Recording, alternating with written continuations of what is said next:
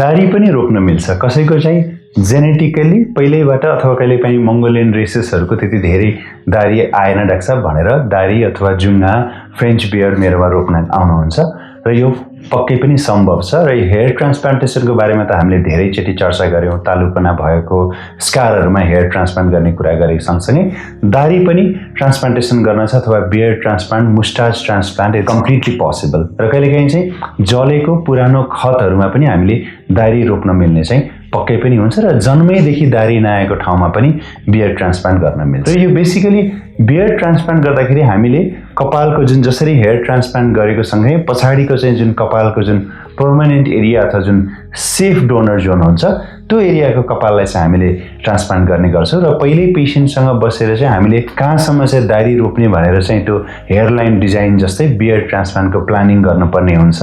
र तपाईँले चाहिँ अलिक थिक खालको बियर्ड ट्रान्सप्लान्ट गर्न चाहनुहुन्छ कि थिन अलिकति जस्ट कभर हुने खालको चाहनुहुन्छ भनेर पनि हामीले अप्सन्स दिने गर्छौँ। र कहिलेकाहीँ चाहिँ बियर्ड ट्रान्सप्लान्ट चाहिँ त हुन्छ नि हामीले बाहिर त्यो एकदम पन्जाबी स्टाइलको अथवा त शेखहरूको जस्तो एकदम बाक्लो दारी रोप्नु पर्यो भने चाहिँ एउटै सेसनमा कम्प्लिट नभएर एउटा सेसन ट्रान्सप्लान्ट गरेको 1 वर्ष पछाडि फेरि हामीले डेन्सिटी पनि एड गर्नुपर्ने चाहिँ हुनसक्छ। कहिलेकाहीँ चाहिँ एकैचोटि ट्रान्सप्लान्ट बियर्ड थिक रोप्छु भन्दाखेरि डबल हेयर्स 3 हेयर्सहरू हुँदाखेरि अलिकति अननेचुरल अलिकति बुशी खालको बियर्डहरू चाहिँ देखिन सक्छ। त्यो कारणले गर्दाखेरि if you are looking for a thick density हामीले 2 सेसन पनि चाहिन सक्छ। र यो usually there are certain basic principles of beard transplantation. Usually हामीले दारी रोप्दाखेरि जुन यो मार्जिन्सहरूमा चाहिँ सिंगल हेयर्सहरू रोप्न पर्ने हुन्छ, किन त डबल हेयर्सहरू भयो भने अननेचुरल देखिन्छ।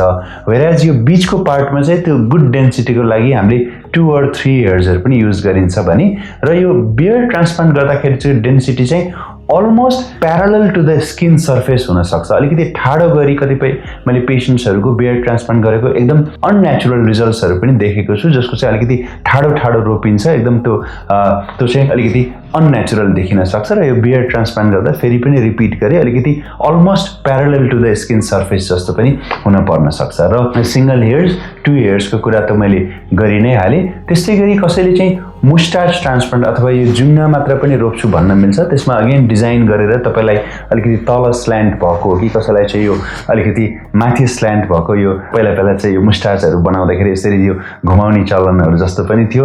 सो त्यस्तो खालको गर्न मन छ कि त्यो पहिले नै डक्टरसँग डिस्कस गरेर चाहिँ तपाईँले चाहिँ यो ट्रान्सप्लान्टमा जान सक्नुहुन्छ। म तपाईँलाई एउटा इक्जाम्पल देखाउँदैछु। उहाँ आनन्दजी मोडल हुनुहुन्छ। पहिला उहाँको चाहिँ पहिल्यैदेखि दारी नआएको उहाँ हामीसँग चाहिँ हेयर ट्रान्सप्लान्टको लागि आउनु भएको थियो।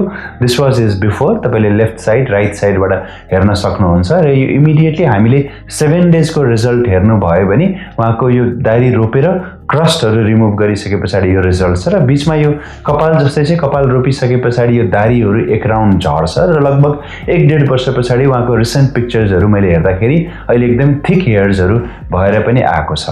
त्यस्तै अब यसको साइड इफेक्टहरू के हुनसक्छ त?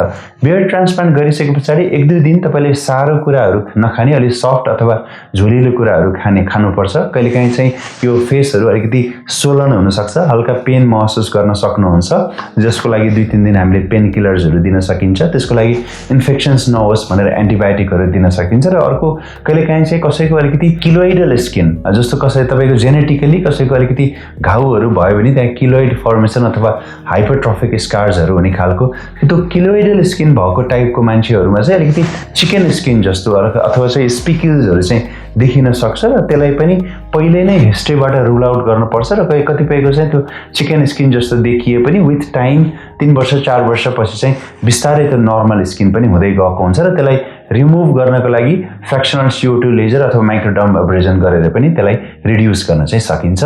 But yes, beard transplant is possible if done in a proper place. Natural dense रिजल्टहरू पनि हामीले क्रिएट गर्न चाहिँ सकिन्छ।